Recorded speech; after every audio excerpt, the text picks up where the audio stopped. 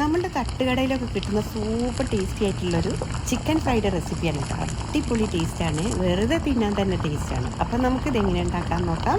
അതിനായിട്ട് തന്നെ ഞാനൊരു പാത്രത്തിലേക്ക് ജിഞ്ചർ ഗാർലിക് പേസ്റ്റ് ചേർത്ത് കൊടുക്കുന്നുണ്ട്.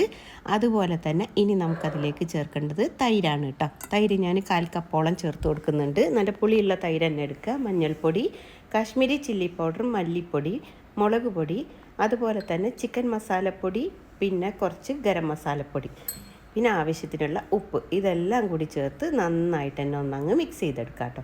ഇതിലേക്ക് നമുക്ക് കുറച്ച് വിനീഗർ അല്ലെങ്കിൽ ചെറുനാരങ്ങയുടെ നീരും ചേർക്കാം. അതുപോലെ തന്നെ 1/2 ടീസ്പൂണോളം ചെറിയ ജീരകം പൊടിച്ചതും കൂടി ചേർത്ത് കൊടുക്കാം കേട്ടോ. എല്ലാം കൂടി നന്നായിട്ട് തന്നെ ഒന്നങ്ങ് മിക്സ് ചെയ്തെടുക്കാം. ഇനി ഇതിൽ വെള്ളം ചേർക്കേണ്ട ആവശ്യമൊന്നുമില്ല കേട്ടോ. തൈരും വിനീഗറും തന്നെ മതിയാവും ഇത് മിക്സ് ചെയ്തെടുക്കാനായിട്ട്. പിന്നെ ഉണ്ടല്ലോ, കഴുകി വൃത്തിയാക്കി വെച്ചിട്ടുന്ന കോഴി നമുക്കിതിലേക്ക് ചേർത്ത് കൊടുത്തിട്ട് നന്നായിട്ട് തന്നെ ഒന്നങ്ങ് മിക്സ് ചെയ്ത് കൊടുക്കാം കേട്ടോ. പിന്നെ ഇതിൽ ഫുഡ് കളർ വേണമെങ്കിൽ, റെഡ് ഫുഡ് കളർ വേണമെങ്കിൽ ചേർത്ത് കൊടുക്കാം. ഞാനതൊന്നും ചേർക്കുന്നില്ല. തട്ടുകടയിൽ നിന്നൊക്കെ കിട്ടുന്ന ചിക്കൻ ഫ്രൈ നല്ല റെഡ് കളറാവുമല്ലോ. നമ്മൾ കാശ്മീരി ചില്ലി പൗഡർ ചേർത്തത് കൊണ്ട് അത്യാവശ്യം കളറൊക്കെ ഉണ്ട്. ഇനിയിപ്പോൾ ദാ നമ്മളിതിലേക്ക് 1 ടേബിൾ സ്പൂൺ അളവിൽ കോൺഫ്ലവറോ അല്ലെങ്കിൽ മൈദയോ ചേർത്ത് കൊടുക്കാം. എന്നിട്ട് വീണ്ടും ഒന്ന് കുഴച്ചെടുത്തതിന് ശേഷം 2 മണിക്കൂറെങ്കിലും മിനിമം റെസ്റ്റ് ചെയ്യാനായിട്ട് വെക്കണം കേട്ടോ. ഈ മസാല ഒക്കെ ഇതിൽ നന്നായിട്ട് തന്നെ ഒന്ന് പിടിക്കണം. അതിന് വേണ്ടിയിട്ടാണ്. ഇപ്പോൾ ദാ ഞാനൊക്കെ കുഴച്ച് റെഡിയാക്കി വെച്ചിട്ടുണ്ട്. ഇനി നമ്മളിതിൽ വെളിച്ചെണ്ണയിലാണ് ഫ്രൈ ചെയ്തെടുക്കുന്നത്. വെളിച്ചെണ്ണ നന്നായിട്ട് ചൂടായതിന് ശേഷം നമുക്കിതിലേക്ക് ചിക്കൻ പീസസ് വെച്ച് കൊടുക്കാം കേട്ടോ. ചിക്കൻ പീസസ് മുങ്ങിക്കിടക്കുന്ന വിധത്തിൽ വേണം കേട്ടോ നമ്മളിതിൽ വെച്ച് കൊടുക്കാനായിട്ട്. കാരണം ഡീപ്പ് ഫ്രൈ ആണ്, ഷാലോ ഫ്രൈ ചെയ്തെടുക്കരുത്. അപ്പോഴാണ് ഇത് നന്നായിട്ട് മുരിഞ്ഞൊക്കെ കിട്ടുള്ളൂ.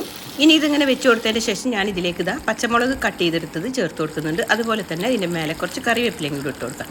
ഫുൾ ഫ്ലെയിമിൽ വെച്ചതിന് ശേഷം നമ്മളിത് തിരിച്ചിടാനൊന്നും പോണ്ട. അത്യാവശ്യം നന്നായിട്ട് ഒരു സൈഡ് മൊരിഞ്ഞ് വന്നതിന് ശേഷം മാത്രമേ തിരിച്ചിട്ട് കൊടുക്കാൻ പാടുള്ളൂ. അല്ലെങ്കിൽ മറ്റേ സൈഡ് മൊരിഞ്ഞ് കിട്ടില്ല. അപ്പോൾ അതുകൊണ്ട് നന്നായിട്ട് തന്നെ ശ്രദ്ധിക്കണം. പെട്ടെന്നൊന്നും തിരിച്ചു മറിച്ച് ഇട്ട് കൊടുക്കരുത്.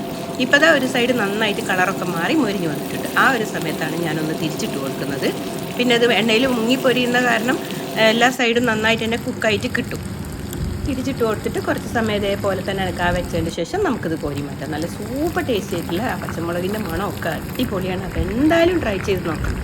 വീഡിയോ ഇഷ്ടമായിട്ടുണ്ടെങ്കിൽ ലൈക്ക് ചെയ്യാനും ചാനലൊന്ന് സപ്പോർട്ട് ചെയ്യാനും നിങ്ങളുടെ അഭിപ്രായങ്ങൾ അറിയിക്കാനും മറന്നു പോയത്. പുതിയ വീഡിയോയുമായി നമുക്ക് പെട്ടെന്ന് തന്നെ കാണാം. Take care. Thank you for watching.